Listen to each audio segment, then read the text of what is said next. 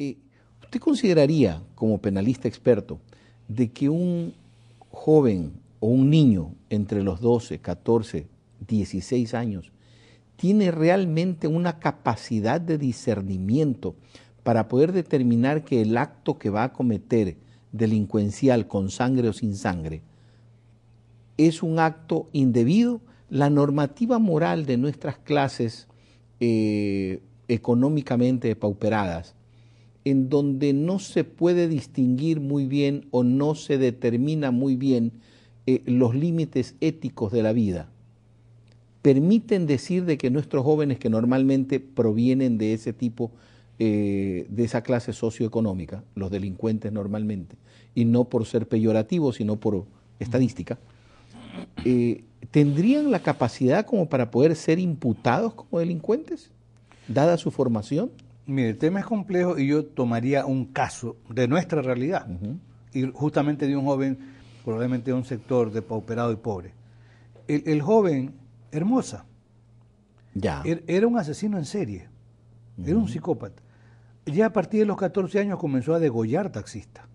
No sé si de niño pudo ser violado por un taxista, no sé el tema complejo de dónde venía.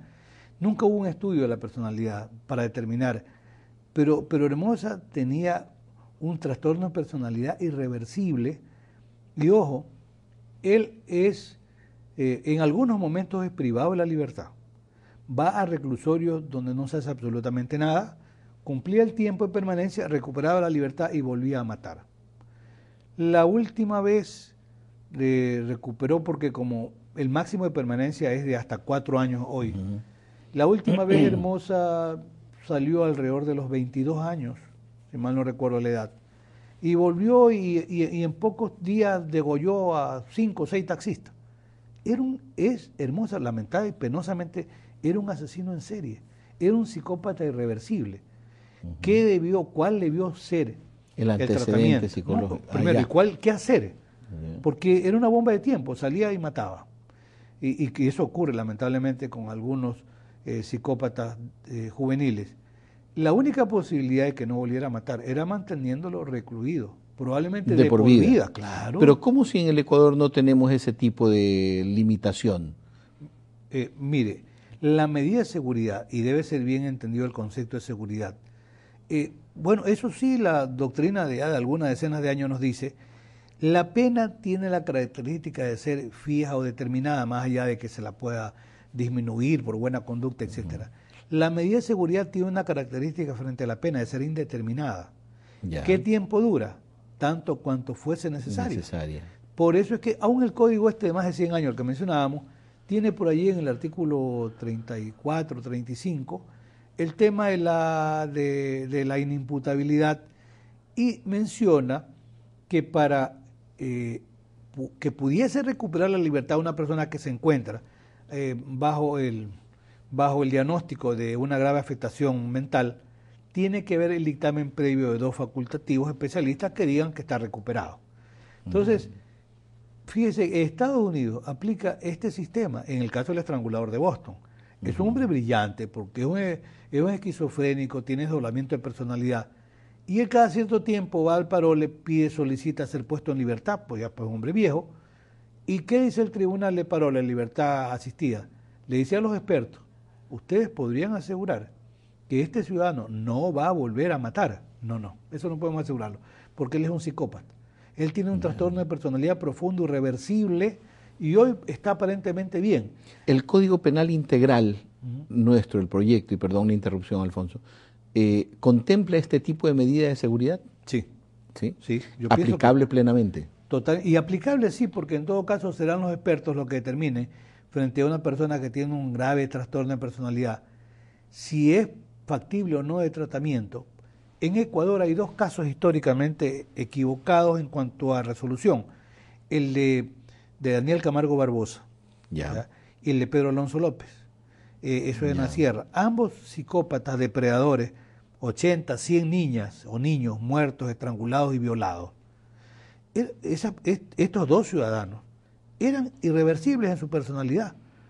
Por eso es que alguna vez conversaba con un psiquiatra que trató el caso de Daniel Camargo, hay una segunda publicación del libro que es el doctor Oscar Bonilla, un reconocido psiquiatra ecuatoriano. Y el doctor Bonilla, hoy es muy amigo mío, yo le hice el prólogo para la edición en inglés del libro de Camargo. Y entonces, él decía, y fue su diagnóstico, que era imputable. Yo no tenía amistad con el doctor Bonilla. Yo, cuando hice la presentación del libro, yo dije en un foro de más de 400 personas que el concepto de la imputabilidad que tienen los médicos, los psiquiatras, los peritos forenses, es diferente al concepto de la imputabilidad que tenemos desde el punto de vista penal. Porque yo le hacía una pregunta, ¿por qué es imputable? Dice, porque si tiene capacidad para comprender lo que hace. Para discernir entre el bien y el mal. Sí, yo le decía, pero él se puede motivar de acuerdo con eso. Ah, no, me dijo. Él no tiene un concepto de la moral, a lo que usted mencionaba, de la ética, capaz de decir, esto no es bueno, esto no. Para él estaba bien, se cree un día en su desdoblamiento de personalidad enviado de Dios, cree que hay que matar a los niños, etcétera. Le digo, ¿y es recuperable?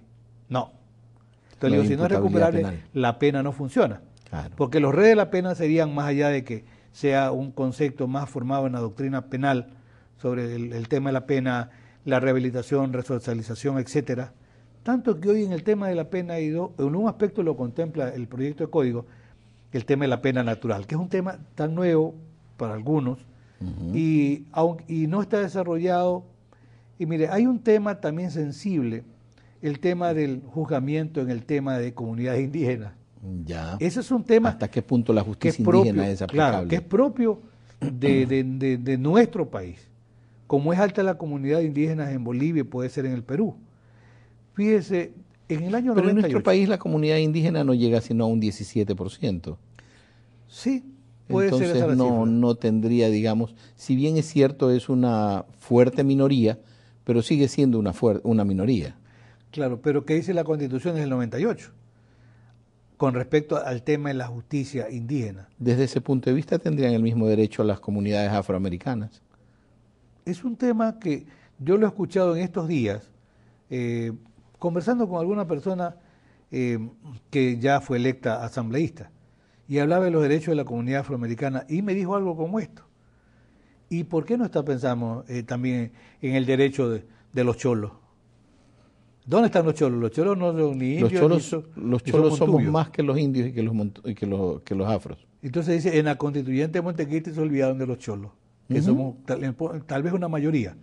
Sí, y entonces, pero me parece interesante el planteamiento, me habló de los cholos. Perdón que le cambie tan bruscamente el tema, sino que el tiempo se nos acorta y hay tantas cosas dentro de este Código Penal Integral. Se habla de la novísima posibilidad de crear la imputabilidad de la persona jurídica.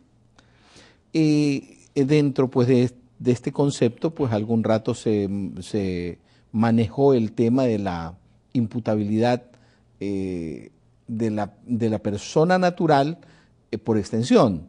Ahora veamos qué pasa con la imputabilidad de la persona jurídica a partir de que ella no tiene voluntad.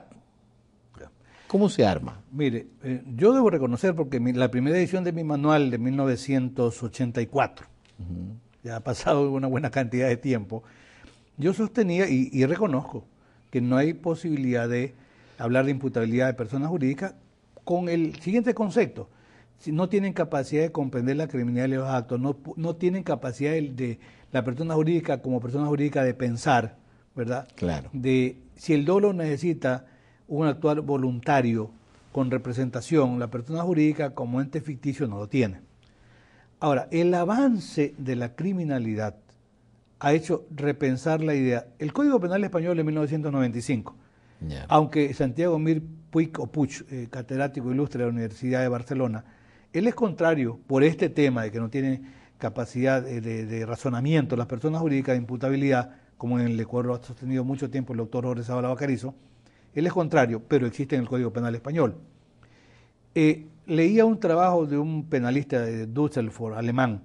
Hay una traducción al español, Pepe Sáez Capel, de la Universidad de Buenos Aires, tuvo la bondad, se la pedí, la trajo.